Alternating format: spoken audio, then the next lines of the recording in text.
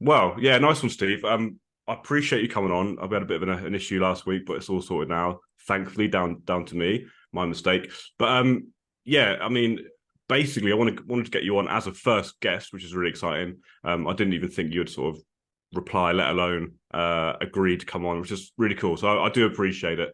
Um, and I want to talk about muscle growth today. I've had a few podcasts in the past just going through, I guess, the basics of muscle growth and fat loss and all the kind of the basics that us coaches go through with our clients. But I wanted to get someone on who is a lot more, what's the word? A lot more experienced in the field, who knows, I think, a lot more in depth about muscle growth than me. I mean, I sort of I know the basics, I know how it all happens, but I thought if I get you on, that'd be really cool to um, allow my followers to get a bit more of an insight into how to build muscle, the most effective ways, what isn't maybe as effective as some people think. So yeah, I do appreciate you coming on. So welcome to the Fisher Fitness Coaching Podcast. So first of all, Steve, do you want to sort of go through, I guess, a bit of an intro about how you started in the industry, how long you've been in it for, what made you become a coach? For sure. Yeah, I appreciate being invited on. And I know I've been doing podcasts for a heck of a long time now. So I think we're on like over nearly 400 episodes with like Wow. expert interview type ones. And me and Pascal have done, like, I think, over 300 improvement season episodes now on the podcast. So yeah, it takes a bit of getting used to once you kind of start one. But then, Yeah. like, I remember I'd get so nervous before some of my kind of guests who I'd have on. I'd be like the night before I wouldn't even be able to sleep and stuff like this. Really? But Okay. now I'm a bit better. I still get nervous, but now I'm Mm. a bit better. So yeah, I appreciate being invited on. So yeah, I got into the industry. Really, it was with my first competition in natural bodybuilding in 2014.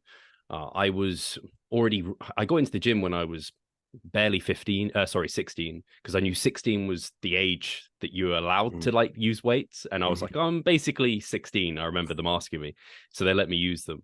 But obviously when I started I didn't have a clue, but at that time that's when I kind of got bit by the bug, and I kind of had a vague idea of like, in Boots pharmacy they'd sell these like protein shakes that were just like disgusting, and I'd like be having some of that in the bathroom trying to sneak it away from my friends to try and get some extra gains and stuff, thinking I was cheating or something.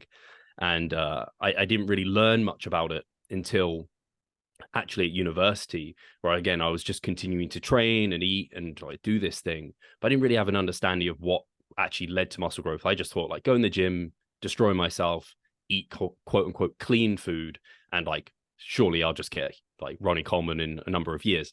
And that I just wish. didn't happen.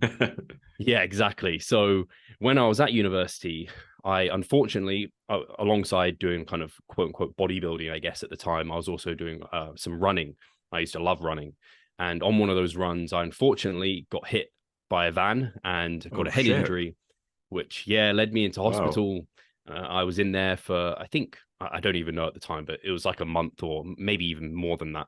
But I lost basically all my newbie gains that I'd made. Oh no. And I'd lost like a ton of weight, came out super duper skinny. And on the back of that, I kind of was like, man, like I've lost all my confidence in running. I was on fluid restrictions, which really made like lifestyle challenging in terms of like at university going out partying, stuff Mm. like that. It was just off the table for me. And I didn't feel well either. Like the head injury led to some downstream effects for like hormone control, things like this. So Mm. I wasn't in the best place. So I kind of found solitude in the gym, but realized, man, I got to be able to do it better than I did before. I got to be Mm. able to build this muscle back, but also like surpass that. So I started doing like research, and I found at the time like the place to go was either magazines or there was like forums on the internet. So I found some forums on the internet. Unfortunately, I don't know if it was unfortunate, but it wasn't bodybuilding.com, which a lot of people land on. It was like some other obscure one that doesn't exist anymore. But I would ask people on there kind of what should I do. Some people would like give me advice and write programs, and that's where I learned about like actually eating in a surplus and like bulking. But it was like eat as much like quote unquote clean food as you can, Mm. and all you'll gain is like clean weight. You're just gaining muscle mass. Lead And I muscle. went through that. Yeah, exactly. I went through that, and I gained so much body fat at the same time That was like the most unhappy I've been with my physique ever, actually. Even after hospital when I was super skinny, at least I was like lean. Whereas here I was like, Mm. I didn't have that much muscle mass still, but I was like a bit of a blob, for lack of a better term. Mm. And for me, that's like, I always struggle putting on weight. So it was like crazy to get to that point and still feel really dissatisfied. Then I went through like a diet phase. I think I did like a warrior diet or some keto based diet at the time. And I just like didn't really understand how things worked. I just knew programs. I just read like, oh, I follow this, I follow this. I just thought there was like a magic bullet somewhere. I didn't understand principles behind anything or the science behind why a certain diet might work. Like the calorie deficit's driving results, not the lack of carbs. The lack of carbs might be doing something that I don't want it to be doing. Anyway, I did that and I kind of came out of it all in a better position than when I went into hospital. So I was leaner and bigger than I'd ever been, but still not impressive. And so I decided, like, right, you did a bit of research, you learned quite a lot, but keep learning, keep trying to discover. And so I came across like bodyrecomposition.com was something I came across, which is Lyle McDonald's website. And I read it back and forth, every article he put in there. And I was like, wow, there's like an actual science to this. Like if I can build my own program based off these principles, I can build my own diet using something like flexible dieting and knowing macros. And I was like, wow, this is like opening a whole new world. And it allowed it to become what was something that was very restrictive for me and became sort of an obsession of, oh, I must eat my meal plan. And I take my Tupperware to my cousin's house, even though they'd lay down like a load of food. And it started to become like, oh, actually, I can be flexible to enjoy this as part of my lifestyle. And bodybuilding now, rather than taking quite a lot away from my life, can just add lots to my life. And at that point, I was working in London, in an office, and was just like, man, now I've learned all of this and gone through all that hardship of like not knowing what to do, but I really enjoyed learning it and I've really enjoyed the results I can now get. I want to help other people do this. So I decided to, on weekends, I was doing a PT course and I became, after like a number of months, qualified and decided, hey, I'm going all in onto one-on-one PT. I got a job at a local gym that I used to train at. And thankfully, I still lived at home, so I could take the risk of quitting that job and entering into kind of one-on-one personal training.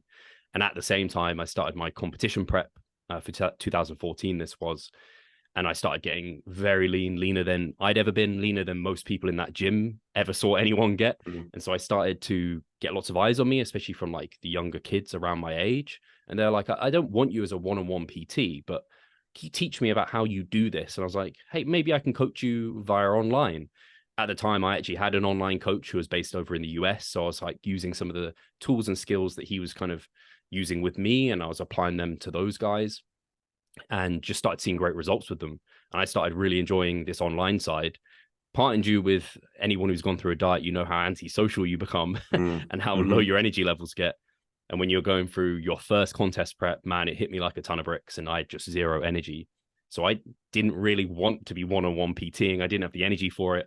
I'm also pretty introverted, so that makes that quite a challenge in terms of just the energy that people take from you.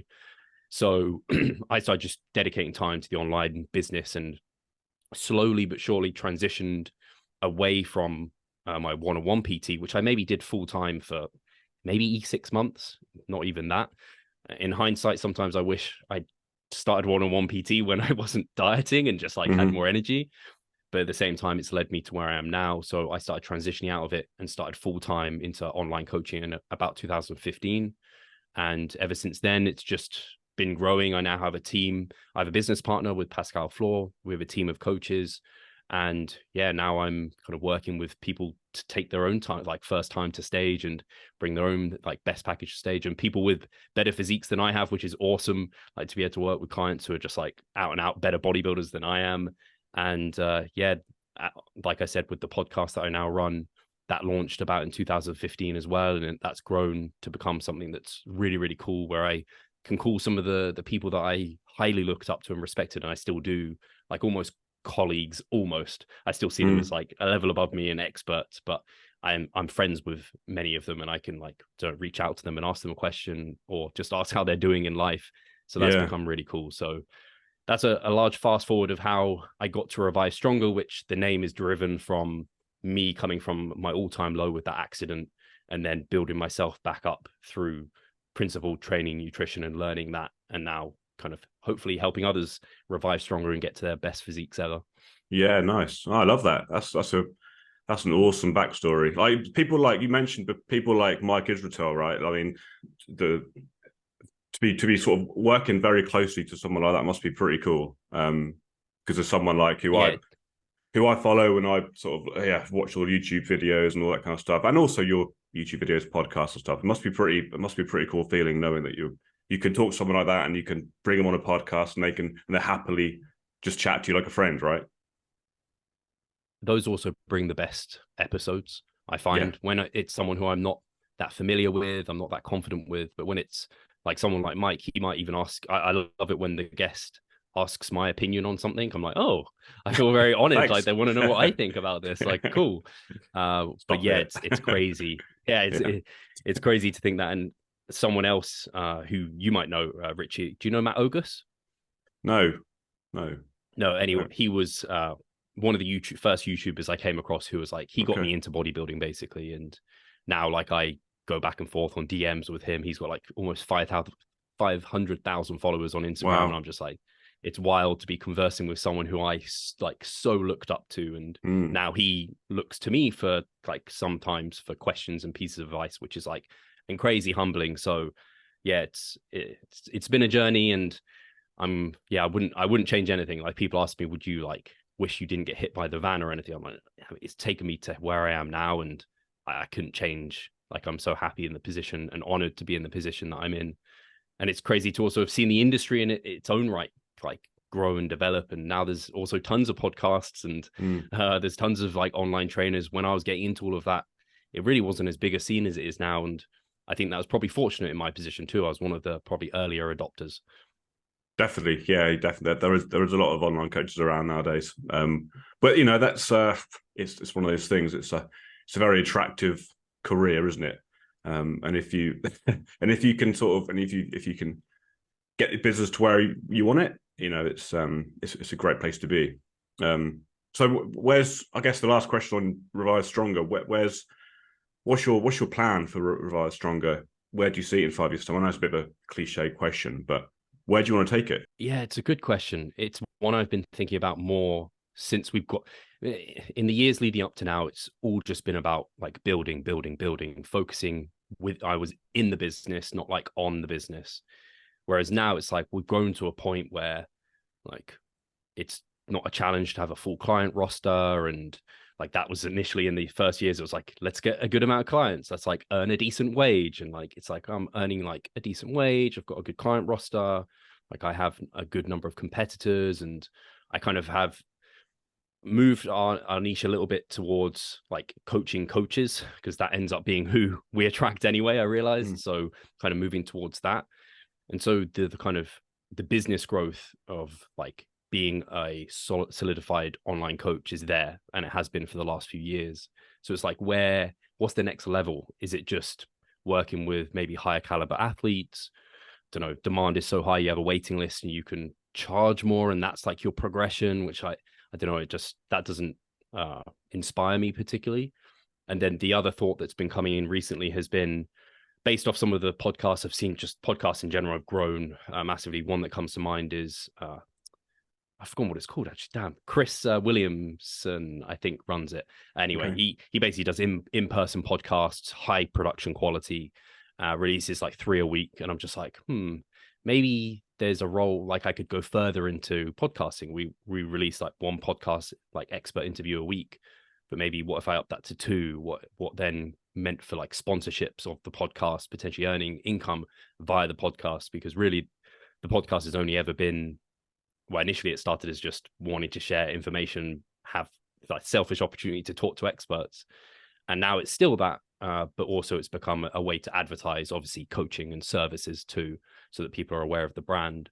But if it got to a size that there are enough listeners, could there be a sponsor like I don't know, Gymshark, who Mm. would give us a certain amount of money to have their name dropped within the episode, and then I could drop client numbers down, focus more on the podcast because yeah, when you're kind of in this game, especially in like the evidence-based niche that we're in, reading studies, trying to interpret them, building questions from that are like nuanced and well thought out.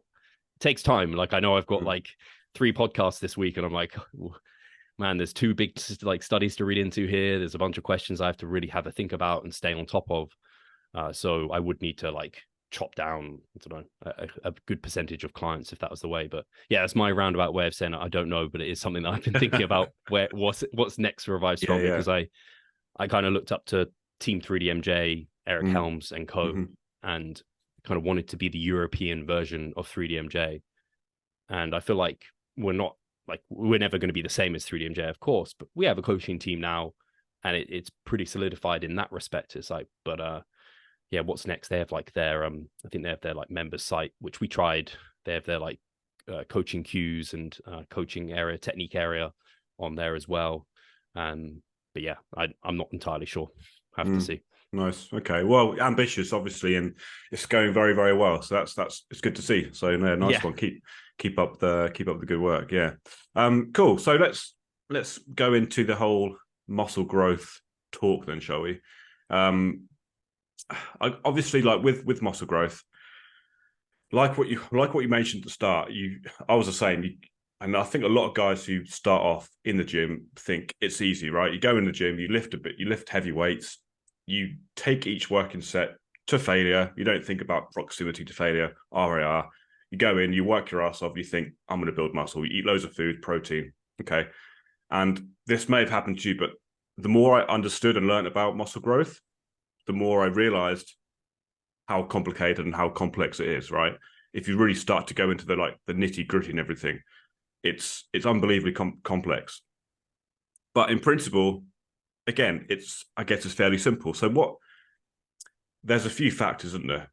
Sort of going into like how you build muscle. What do you think in your words is the most important factor for muscle growth? If I give you I don't know, a few as a list. So something like mechanical tension or volume, is it protein, sleep? What do you think is the most important factor? Yeah. Yeah, it's really funny when I recently made a Facebook post saying bodybuilding is as simple as training as hard as possible for as long as possible. On paper, it sounds incredibly simple. Just train hard for as long as you can. But in practice, what goes into that, when you consider all the variables, there's a lot that goes into that, or potentially could go into that. And for some people who are probably on the end of the bell curve of like genetically blessed, yeah, they can just go in and train hard and try and beat their performance next week, and they'll just forever grow and feel great on that. Whereas for the vast majority of people who are more average or towards the kind of other end of the bell curve for genetics, it's not good enough to just try and go in there and train hard and harder. And it's like, what when you can't train harder, what do you do? Because that's where a lot of us end up. I remember when I first was in the gym, I just had the same approach as you. I'd just be like, okay, next week, let's try and beat it. Let's try and beat it. And then I'd regress. My performance would start going down every week. And then maybe I'd get injured. And I'd be like, fucking hell, what's like going wrong here? Hopefully I can swear on this podcast. I just Oh, of realized course. I hadn't Yeah, sworn yeah. until that point. That's all good. I'm not normally a large swearer anyway, like Dr. Mike, like you said. Yeah. So He's so funny. when, Anyway. yeah, for sure. So all the things you mentioned there, like mechanical tension, sleep, volume, they're all parts of the puzzle for hypertrophy. In terms of like layering their importance becomes challenging. Like you have the traditional thought, at least in our space at the moment, and some of the listeners might know who like Mike Menser is. He was literally like low volume, high intensity, destroy the muscle. That's how you grow back. And that's how you grow your best. And then you have someone like Arnold Schwarzenegger, who is much more about like the pump, the squeeze, higher volume training, like all of that. He'd have like hours long sessions, like even multiple sessions a day. So like right at the other end of the spectrum. And so like you might be sat there thinking, I mean, who's right? And they're both meeting principles for growth. Whether or not one's doing it more optimally than the other, that's something that can be debated and argued. But when I think about some of the main principles, and I mentioned principles when we were chatting before on purpose, because that's the way I like to view kind of muscle growth and the training and nutritional aspect, and obviously like a lifestyle aspect too, in terms of sleep. I like to think for training, the main three ones I'm considering is like specificity, first of all. So before we even think about kind of tension, volume, like sleep and those sort of aspects, I'm thinking, is what we're doing in the gym actually specific to the goal at hand?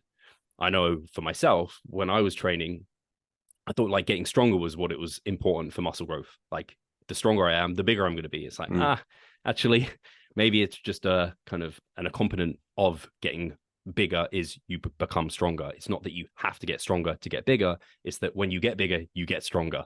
And so it's kind of like it comes with the territory in a sense. And so like training sub 5 reps isn't very specific towards hypertrophy. 5 to like 30 repetitions, which is very wide, but that higher rep range seems to be much more specific towards a hypertrophy outcome. And then you think about even exercise selection. Like when I was first starting, I like the big 3 was what it was all about. Like go in and get strong at like squat, bench, deadlift. That's not a bad idea at all, but they might be lifts that just don't work well for you at all. But you have to make sure the lifts that you're choosing are specific to the goal at mind. So you don't want to go in and do like a power clean. Like you'll get people doing like power cleans, like Olympic lifts for hypertrophy. And it's just like, man, probably not the best way to put tension towards the muscle. Like you said, mechanical tension there. So those are the things. So what your program just needs to look specific towards hypertrophy. It doesn't want to look like a powerlifting program. It doesn't want to look like a, I don't know, swimmers program or Olympic lifters program. You got to make sure it looks like bodybuilding specific. And then you have overload and then progressive overload. So overload, it's actually really great for bodybuilding because it's super simple. You just want to work in that rep range and take and work towards a proximity of failure. So you want to be close enough. You just basically want to train hard, like we talked about before. And I think a lot of newbies maybe think they're training hard, but it's like it burns a bit, it feels a bit uncomfortable, and that's when they give up. Whereas actually they're probably just at the threshold of what's hard enough. They're probably around 3 or 4 reps in reserve at that time, which they can grow from.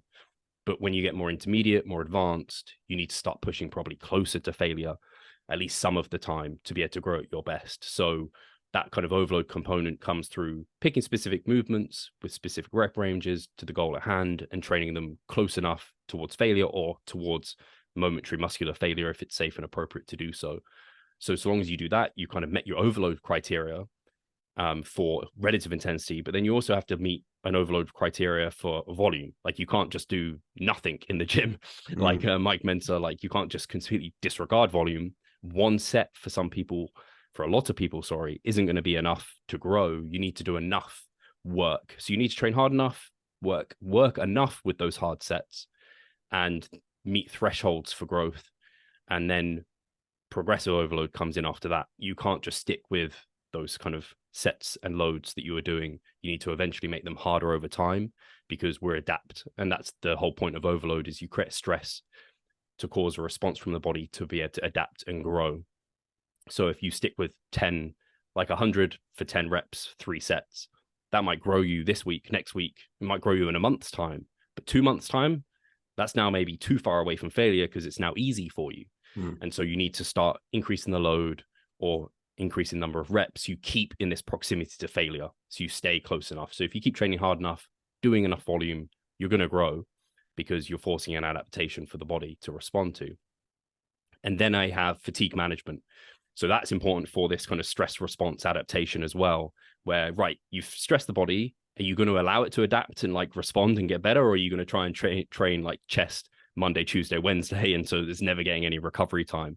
So you want to make sure you're kind of training it hard enough and enough total work, but then allowing it to adapt and recover before next time you try and train it, and then continue to do this over weeks.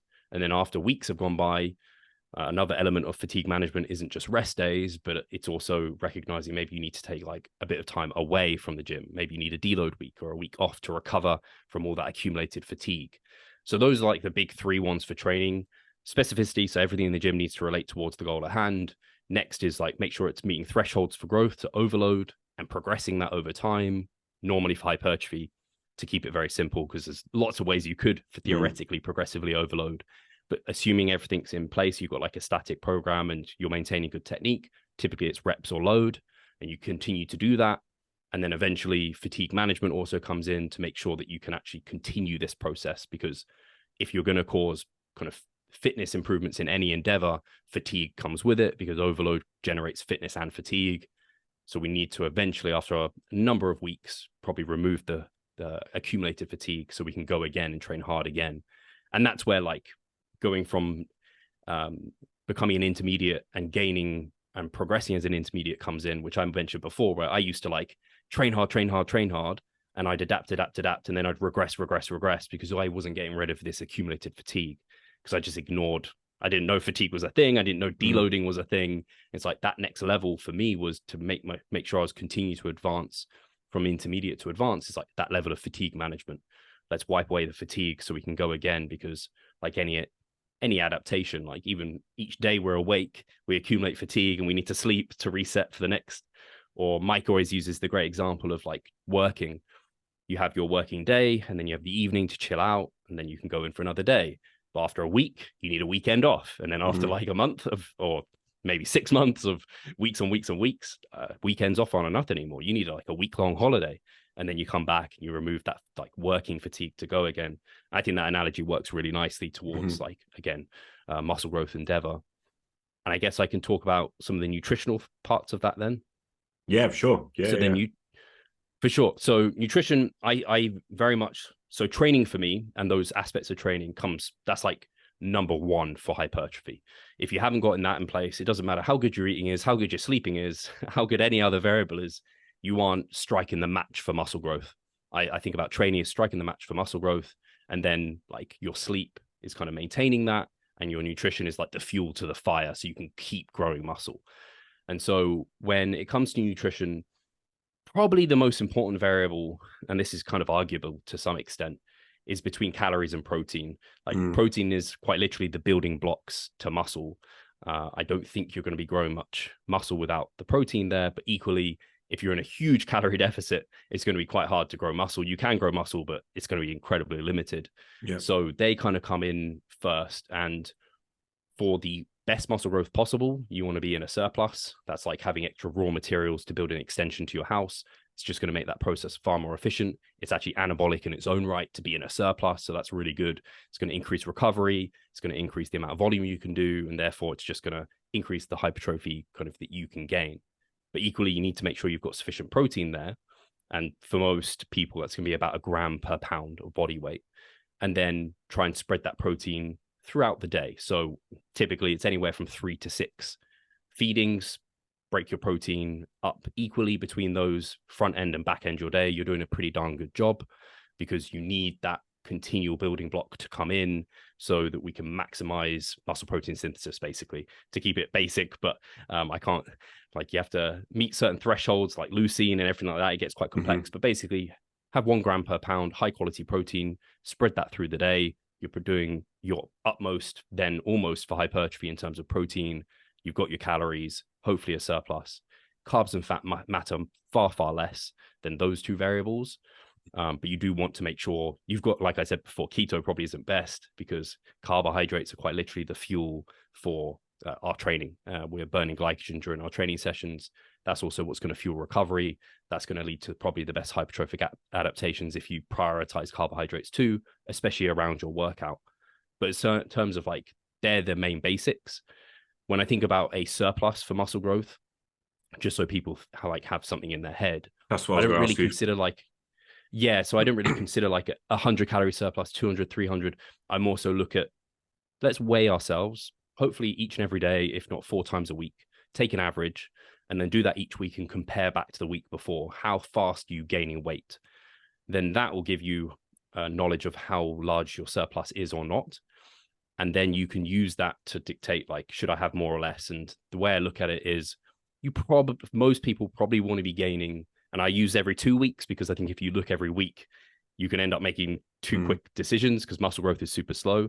So look, every 2 weeks, you want to be gaining between 0.5 to 1% of additional body weight.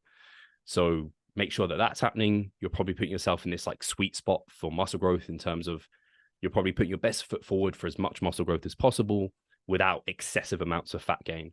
If you go faster than that rate of gain, you might gain a little bit more muscle, but from way more fat, so it's not worth it. And equally, if you try and gain slower than that, it might be so slow that you don't know if you're gaining or not because you're trying to measure too small of a percentage change, and you don't really want to be spinning your wheels a month thinking you're in a surplus and being like, I've actually been just at maintenance that whole time, and therefore you haven't grown as much muscle as you could have. So that's kind of what I look at from a nutritional perspective. And really, nutrition is permissive of training. So you have to have that light that matches the fire. And then you have to have the fuel. Well, you don't have to, but next best is having the fuel to keep that fire going, which is the fire being muscle growth. Mm. Simple, right? Simple, yeah. As I was going through it, I was like, "Oh man, this is books of stuff." No, it's really. I mean, it's a really good answer. Like, but that just proves how complex and how many factors go into building muscle successfully. And do you know what I mean? And you didn't even touch on things like stimulus to fatigue ratio or anything like that. These are just yeah, just the basics. And yeah, I did a post today about the most important thing about muscle growth, and it's I think I put it up there. So training technique comes first, right? And you mentioned most of that, and then the training intensity, and then training structure, and then I didn't even go into the nutritional parts of it. That's just training, and I think everything you mentioned there, you could go into even more and break down each category by 4 or 5 and start explaining about that as well, couldn't you? So, yeah. I was trying not to. I was like, so protein, muscle protein synthesis. Exactly. Like, where? Let's not get into leucine. Yeah. Where do you stop? Where do you sort of draw the line? But no, I think you explained it very, very well. And it's a very complex thing. It's very frustrating. It's slow, and it's a case of just trial and error, I think, for a lot of people. And yeah, you mentioned there as well genetics. Now, I was going to be my question near the end, but I thought I'd just touch on it now. So, how much do you think genetics plays on someone's ability to grow a substantial amount of muscle tissue? So, yeah, genetics are such a fascinating thing. If anyone's super interested in this, The Sports Gene by David Epstein is fantastic, because he just goes into all these different kind of sports and how genetics plays a role in that, and everything from physiology to psychology plays a role. It's more than people realize. It's quite literally like the cards you're dealt with, and then how you play, of course, is like the thing people say, and that's completely true. And most people are average. This is what I always boil it down to, is like, most people are average. That's why average is average. So if you're listening to this, you're probably average. And so, like, a lot of people, however, think that they have bad genetics. If you asked like 100 people, most of them should say they have average genetics, but I think there'd be probably like, I don't know, 50% that say they're average. Then you get like 40% said they're below average, and then maybe 10% actually have the courage to say they have above average genetics. But that isn't actually what's likely to have occurred in that room. There's probably way more people that are average, and then equal numbers above and below average. And so, yeah, I think it also depends on people's perspectives here. Unfortunately, with the day and age of social media, I mentioned Ronnie Coleman. Like, when I started, I had like ambitions to be huge, and I had so much ignorance to what went into that, and especially to be the size of Ronnie Coleman, who is not just a genetic freak, but like had so many other things potentially going his way. And so with social media, we see basically the creme de la creme. We see the biggest, the best natural enhanced physiques that you're ever going to see. You don't even know if they're photoshopped. You don't know if they're taking performance enhancing drugs. 100%. So then exactly, that ends up being our frame of reference. What's average? That's what we think is average now. It's like, no, that's like elite. That's like the top of the top. And the average physiques, like anything in life, it's just not something that's particularly attractive. I think this is why natural bodybuilding will never be the size of the kind of Mr. Olympias and the enhanced side, because people want to see freaks. They don't want to see like, I don't know, Ford Fiestas. They want to see Ferraris. This is the thing.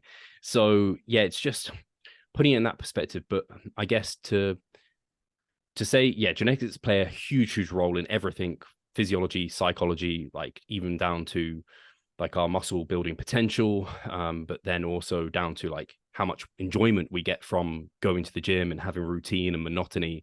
How do we deal with diets and like the boring side of that, and all those factors? Obviously, environment also plays a key role as well, but it's like they go hand in hand. You can't really pull them apart particularly.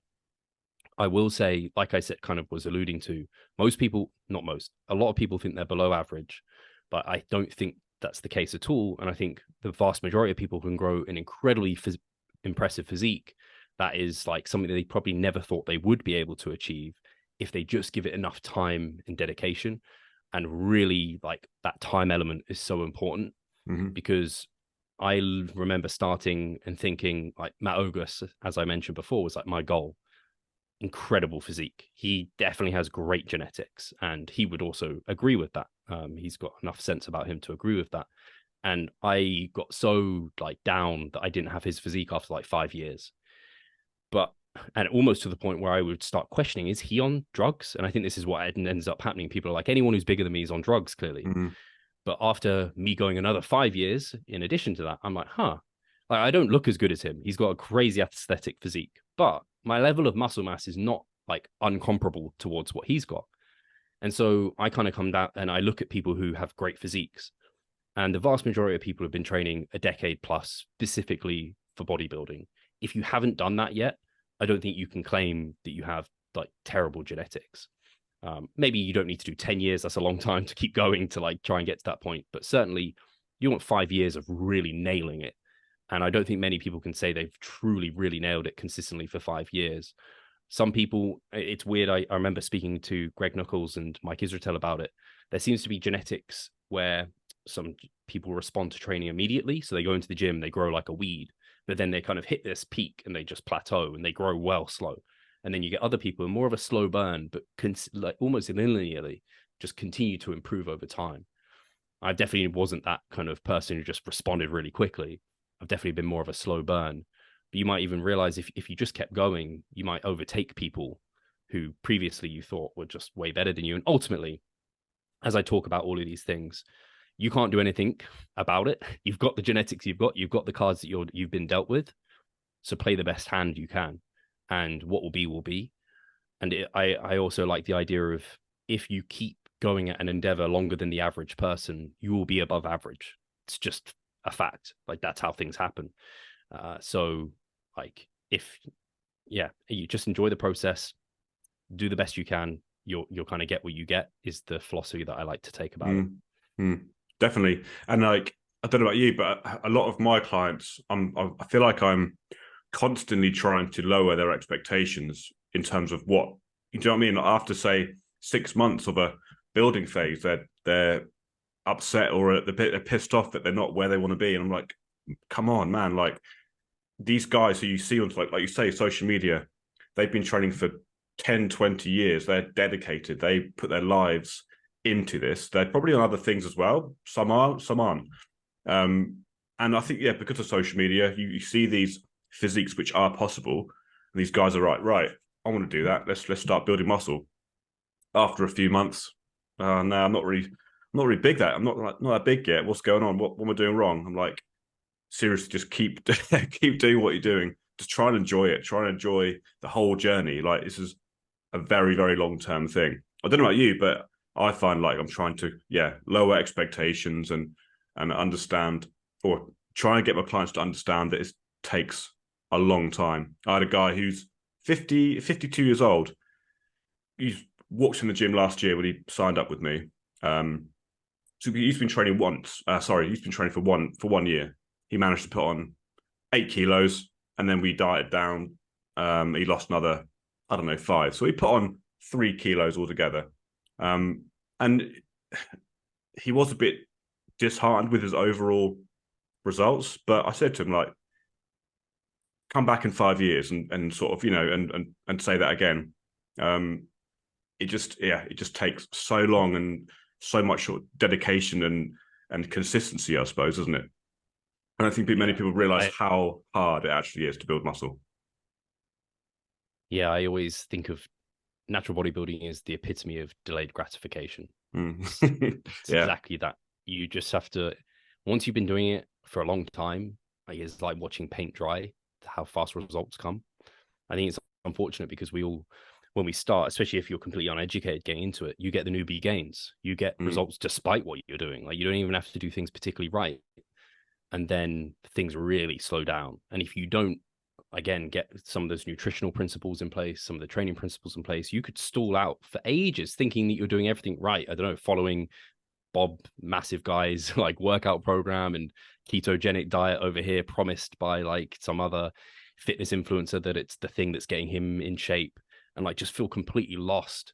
And that's where coaches come in, of course. Like 3 kilos for someone in their 50s, like that's no like that's great progress. I take Really three good, yeah. kilos for sure right now.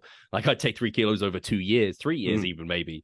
I'd hope maybe I can gain more, but I mean, realistically, for me, who's been doing this almost 15 years, to gain a kilo of muscle now is going to take like 2, 3, 4 years maybe. Mm. Like I actually don't even want to really think about it.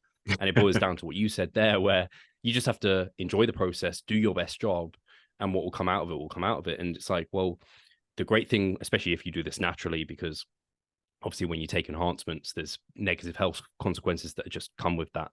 But even if you maybe didn't gain a kilo of muscle, you still like kept yourself fitter, like all the extra benefits that come with weight training. You have better bone density, like you staved off like gaining weight and becoming unhealthy. You probably had better sleep because of it, better well-being. Maybe that led to being better at work, better with your partner, like you have superior energy levels. So there's still benefits of doing kind of what we do. And yeah, I think the key is understanding, having realistic expectations is important, Mm. and like educating your clients about that is also key. But it is hard, and I think unfortunately, a lot of people think they should look like, again, like Ronnie Coleman in a few years or months even, and then they get really disheartened and potentially give up, or they jump onto performance enhancing drugs when Mm-hmm. that's not necessary. And like there's a lot that should come before they consider those sort of things. They have not got anywhere near a theoretical genetic ceiling at that point. Exactly. Yeah, 100%. And going back to genetics, again, I think the whole genetics thing is for some people, I guess I don't want to say excuse, but I guess it can be for a lot of people. But guys sort of blame their genetics for not getting themselves to where they want to be, when really it's just the fact that they're not training as intensely as they should be. Like a hard set going close to failure. And I've seen your videos, like I've seen Mike Israel videos, he's puking up, it's the most uncomfortable feeling you can ever, do you know what I mean? It's not fun at all. And I think as soon as someone gets just into that effective rep stage or phase, they think, okay, I'm done. That's a bit uncomfortable. I'm going to give up now. I'm going to stop. That's close to failure. But really, they had 5, 6, 7, 8 reps left. So I think a lot of it is down to not realizing how hard they need to train to elicit muscle growth. Would you agree? Yeah, I think a lot of people, if you go into any kind of average gym and you watch the norm, like just the average person training there, they finish a set and they look like they started a set. Mm. Is that warming up? Like, what's going Yeah. on here? Didn't really Yeah. like you challenge yourself. And I think it's far more likely that they're struggling to see results than someone. And you see this in gyms too, where people are pushing themselves like to hell on exercises. Their technique is terrible. I mean, actually, at the end of the bell curve, they could be seeing lack of results just because they're not actually like they're trying to do a bicep curl. But you watch them and you're like, that don't look like a bicep curl. That looks like some sort of front raise. Like they're just going too aggressive the other way. Yeah. Yeah. And it's like it's like, the meme is something about like, becoming mature in the gym is finding that sweet spot between like making sure something is hard, but not just hard for the sake of hard, like squatting and bouncing out of the hole and training to failure and like all these things. Like they're hard, but they're not hard for any sake other than hard. We want to make sure it's hard for the muscle that we're trying to train. Because I've definitely been there. Like I've been that person who's blamed their genetics. I've also been that person who has looked at like a big guy in the gym and be like, man, I can use just as much weight as he can for that exercise. But if you looked at me performing it versus him, he had complete control over that movement. I had no control. But I just thought, hey, moving weight A to B is the key to growth. So it's kind of that maturity of realizing, hey, like you said, technique being super important, then the intensity comes in after that. I absolutely agree. But yeah, there's people at either end who just don't quite realize what they're doing and why it isn't working for them. Mm-hmm, mm-hmm. Nice. Yeah. Okay, cool. So my next question is about like, again, I guess it's sort of going on to training to failure. So how important do you think it is to be tracking your workouts for optimal muscle growth? So let's say we both just trained in the gym. We didn't track our workouts, but our technique was good, like on point. We were taking the working set very close to failure. We were fatiguing the muscle. nutrition, protein, sleep was on point, stress management, SFR, all that kind of stuff. Surely if we stick to those variables, we're still going to get pretty good growth without tracking. I mean, yeah, I guess my question is, how important do you think it is to track every single workout? I don't think it's that important. I think, like we said, that you see people in gyms who get results. Sorry, that are training either end of the spectrum, like with the like training past failure and doing stupid stuff and not really putting tension on the muscle, and the people who are just not training hard enough at all. You also see people in the gym, and I have some of these guys in my gym who I look at them, I'm like, fuck, this guy, like he never logs book his workout. He never really looks like he's like, I don't know, he's thinking too hard about his training, but he comes in each week and he's freaking jacked and he's just like growing over time. And he might be one of those lucky guys at the end of the genetic spectrum, maybe, who, again, they just have to get some of the basics right and they just grow almost despite what they're doing. They don't have to worry too hard about it. But when you line out those variables like you did, like you're doing everything you need to create a hypertrophic response. Like you're going to grow if you go in and do that. I don't like the idea of doing that personally. I also couldn't coach people like that because it's like, hey, we're not tracking anything. Like, do you feel good? Okay, go harder next week. It's like, yeah. And when you get more advanced, and especially when you work with more average people, like there's problems that come along the way. And if you don't track anything, you can't diagnose what's caused what and what might be like off in your program. I also think, unfortunately, as we know, RAR can be hard sometimes to get completely precise, especially in like higher rep ranges, especially for things like legs where it's very uncomfortable and you probably got more in you than you think. And we have good research to indicate that people are pretty accurate with it. But if you never logbook anything, you're putting a little bit more things at risk, especially if you don't train to momentary muscular failure.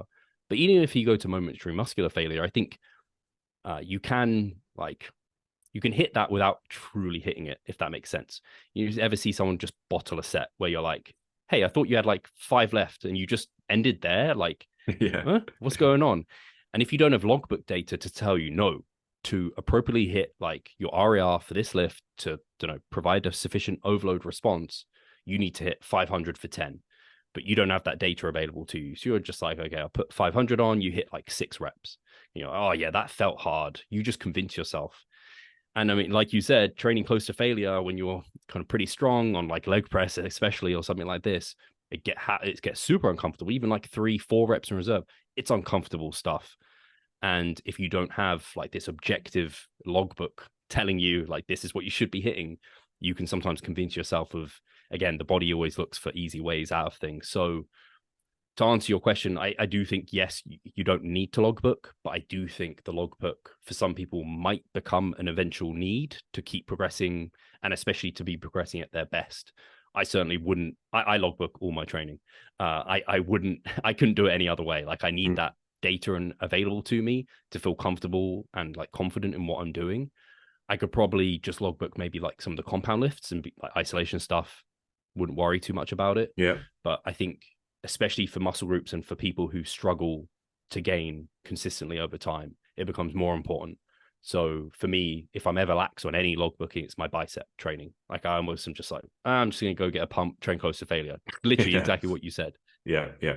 My biceps are fine, but I just don't care because they are like that elite genetic person because they just respond so easily and I don't have to do much for them. I don't have to worry. They just at the end of the workout do that.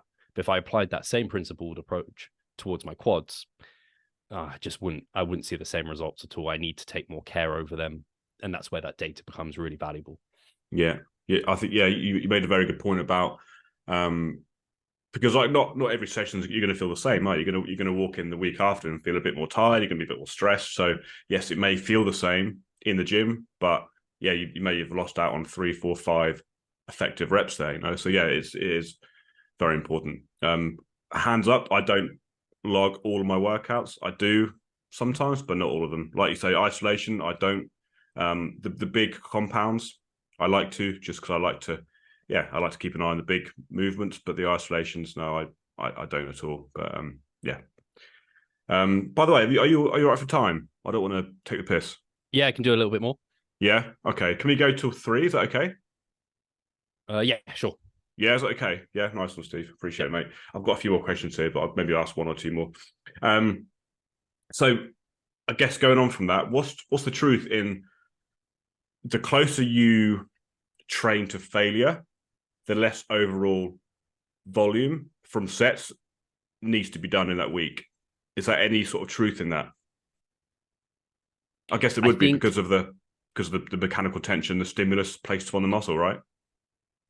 yeah, there's I don't know if you had seen it, but Zach Robinson, I had him on my podcast. He recently released a new meta-aggression meta-analysis that looked at kind of the relationship between training to failure and muscle growth. Everything up to this point basically had shown that from about 2 RAR to 0 to failure, there really wasn't any extra benefit from training closer to failure, but you got additional fatigue for that. Like Mm. neuromuscular fatigue was higher the closer you went to failure. Whereas this new way of looking at that relationship found actually there's exponential increases in growth as you approach failure, which leads to your kind of question of can you do less sets then if you train closer to failure and see just as much growth as people who train further from failure and do more sets? I think actually someone recently published a paper as well that looked into this. It might have been Jake Remmett from Data Driven Strength, Mm-hmm. where he basically, I can't tell people the exact summary of this, but it was essentially that kind of one group doing fewer sets closer to failure, another group doing more sets further from failure. And they saw like equivocal growth, basically. Right. So, yeah, it's a very interesting question. Mm. I don't know if like you could go into those people in each group and be like, could you have done more? That would be interesting to me. Is like, what if one group could have done like the group that left even more reps in reserve, if they generated less fatigue, could they have done even more volume than they Mm. were? And could the other group have done even more? Like maybe they could have, I don't know. And is failure something that you can get accustomed to and adapt to so it doesn't feel as fatiguing as it maybe did initially? I'm also not sure about that. So I think we can be pretty sure that, yeah, you've got to be working hard and you've got to do enough volume. And maybe if you train further from failure, then you probably need to do more of the volume side. And if you train closer to failure, not only can't you do as much volume, but you probably don't even need to. And there might be many roads to Rome. We don't have a perfect answer on that. Mm. So that's kind of where I'm left with this question. Yeah. Yeah. No, fair enough. And I guess you could sort of switch it around. You could turn a few dials here and there depending on your session, depending on how you feel on that day, right? But yeah, Yeah, because it's a challenging one too, because this, when people look at this, it's often looked at in a vacuum. Maybe like if you're doing a single week of training, but what if you stretch that out to a mesocycle? Does that then look different? Is there a different SFR, stimulus to fatigue ratio, post deload versus in your final week of training? Because when I think about it, after my deload, I don't want to train to failure immediately, because unless I do like, even if I do one set on things, I'm probably going to get really sore because my body is not used to training that close to failure. So I start a bit further from failure and you can get some really good results and you adapt to that. And then each week get closer and closer to failure. And then by the week you're about to deload, to get like the stress response, maybe at that point that you've adapted to, you need to train to maybe all out or close to failure. And then you're deloading next week anyway. So if there's a big wave of fatigue, it's not so bad. But yeah, that's where I think a longer term perspective you can think about this question a bit more than Mm-hmm. just in that single, like, okay, like I either train to failure with less sets or do more sets and further from failure. I think both of those is like, well, you might end up doing too much or too little at various times within a longer time course. Mm-hmm. Mm-hmm. Cool. Yeah, interesting stuff. In terms of um, mesocycles, how long do you think, or how often do you change your mesocycle? Let's say, I don't know, clients or yourself, if you're getting good results, if you're always progressing, if you're enjoying it, if you're not getting bored, do you feel the need to change? Would you change or just carry on until you want to change? So yeah, the way I set it up would always be in a way that's like set up well. So what am I trying to say? So a typical saying I don't like, because the saying that immediately comes to mind, if it ain't broke, don't fix it. Mm-hmm. And I think that's a fine thing to apply to some things, but not other things. So if you've already set something up to quote unquote be as optimal as possible and it's going super duper well, then it ain't broke, don't fix it, to me is a great thing. But if you're doing something that is not set up very well and it could be going so much better if you just made this one switch, Mm-hmm. then Mm-hmm. if it ain't broke, don't fix it is like, hey, it's almost broken. Like you better Because probably it's not make working. this Yeah. amendment to, or it could be working, but just not very Right. well. Like Right. Yeah. used to cutting the more like cutting your lawn with scissors is like works, but Yeah, it's yeah, way yeah. more efficient to use like the most up-to-date lawnmower that, like, I don't know, maybe it can even do it on its own and you can Yeah. just sit back and relax. Mm, So it's similar here. So if you've already set everything up with the principles in place and it's like I'm choosing good SFR movements, like you said, all of that's in place and things are just going really well, you feel great and you're seeing good results. I wouldn't change something just for the sake of changing it. But if again, someone, don't know, they're doing a program that has power cleans in it and they've just heard here that they're like, maybe power cleans aren't the most specific movement to hypertrophy, but I'm seeing results because the rest of their program set up well. yeah. Maybe they want to change the power clean still because they could get even better results from doing something more specific towards the muscles they're trying to grow. Yeah. So yeah, I think most people, I think that question came from a perspective of the program set up well. If things are going well, do we need to make a change? And I would say no. You want to ride out things for as long as you can until like a change is really warranted. Don't just manipulate stuff for the sake of it, because that can actually lead to problems as well. Where Yeah. I've done that before, where every mesocycle, which every like 6 weeks or so, I change movements. I'm just relearning stuff. I'm like, oh yeah, Mm, I'm progressively overloading. I'm seeing PRs every week. It's like, yeah, but you're just relearning like a new movement each 6 weeks. Like keep it in and keep mm, progressing it as until it becomes like the SFR drops off, it becomes stale, it just doesn't feel good. If you've had it for like 4 months and you're just psychologically worn out by it, you've done it for 4 months. You're probably fine to rotate it at that point as someone who's maybe intermediate advanced. yeah, definitely. And you could also keep in the main big movements and then sort of change around the smaller isolation movements every few weeks, well, just to keep it fresh, right? Yeah, that's a great addition to this, is because, like I said, that like the skill component, the neuromuscular component of learning a technique and therefore hitting PRs every week and kind of fooling yourself doesn't really apply to a bicep curl Mm. or a lateral raise. It's kind of like Yeah, yeah. how much learning is really going on with that movement. So isolation based movements, I'm way more happy for people to rotate those again more readily. So yeah, if even like I say, mesocycle to mesocycle, even if like 1 week, just to know a certain bicep curl wasn't feeling that great, I'd be like, it's not a big deal, rotate it. Like, but if it's a core lift and you've only been doing it a short time, maybe you want to just see that through a little bit longer. Yeah, yeah, absolutely, 100%. Awesome. So, last question about supplements. Obviously, apart from creatine and caffeine, which I think are the two most well researched supplements out there, what supplements do you take, or what supplements do you suggest your clients take other than those two? Sure. So yeah, it's the question I think gets way too much press, Mm. but you have to talk about it at some point. Someone asked me to ask you, so Actually, you know. yeah, of course. So yeah, for like the ergogenic benefits, sports performance, creatine and caffeine is the only ones that I actually like will say they're wise things to take because there's Mm. a lot of evidence behind them. Outside of that, I'm really at like a push to be like, yeah, you should definitely be taking X, Y, and Z. There's some promising things like citrulline malate has some promising benefits, but it's nothing I would hang my hat on. Minimal, There's yeah. like, yeah, we haven't got enough evidence to really be suggesting that's an absolute must by any means. Like something like betaine has some positive like benefits as well, it seems, but again, it's nothing that's crazy. It's just like maybe if you're like you have like a lot of discretionary income and or disposable income, even you can put it towards that if you're super into bodybuilding or whatever, and you can do that. That's fun. A lot of like pump formulas tend to have these sort of products in that can be nice. Again, I just suggest that because people train late, they don't want caffeine, but they want something. It's like maybe a pump formula can be something fun to like try in those instances. But outside those two, most of the other ones I recommend are just like health supplements. So it's like your vitamin D, your omega 3s, maybe a well dosed multivitamin, or take magnesium and zinc separately if you're not getting a multivitamin in there. And outside of those, it's nothing like creatine and Mm. caffeine is literally the only ones. I used to, a long time ago, recommend beta alanine, but for bodybuilding, for hypertrophy, I haven't, there's not been any studies to show, I don't think, that there's like a positive effect there. And when you look at the mechanistic like reason for taking it, it doesn't really make sense that it's kind of buffering some of the waste products that maybe even have a hypertrophic benefit. So that's why I don't even kind of promote that one, which otherwise would be an evidence-based like supplement to take if you are maybe a crossfitter or you're doing more endurance-based sports. Yeah, absolutely. Yeah. And it's worth noting that, without the basics like sleep and stress management and the right sort of training, nutrition, these supplements, there's there's just no point really. You need to nail the basics first, and then think about taking creatine and caffeine and maybe the other things right at the end, to even benefit your Yeah. training.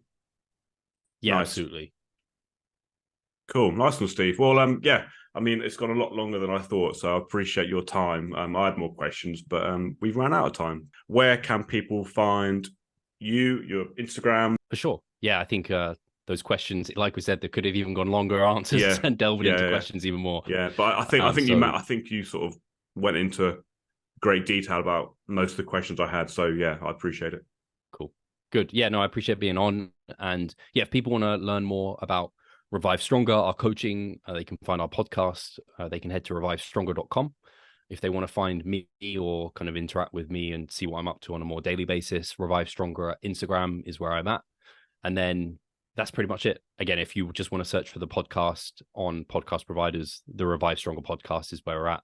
Or if you want to hear to mine and Pascal's like general chit chat and banter and discussions, which are somewhat fitness related, but sometimes go a bit off off base, they can Off search the topic, yeah. improvement season for those. Yeah, they go pretty Nice. off topic. That's all good. It's all good. Nice one. Cool. Yeah, I liked your podcast with Coach Kasim the other week. That was really interesting. It's one of the questions I was going to ask, but again, it's very, very complex topic. So maybe next time, Too much. mate. Yeah, for sure. Cool. Nice one, Steve. I appreciate it, mate. And yeah, I'll speak to you soon. Absolutely.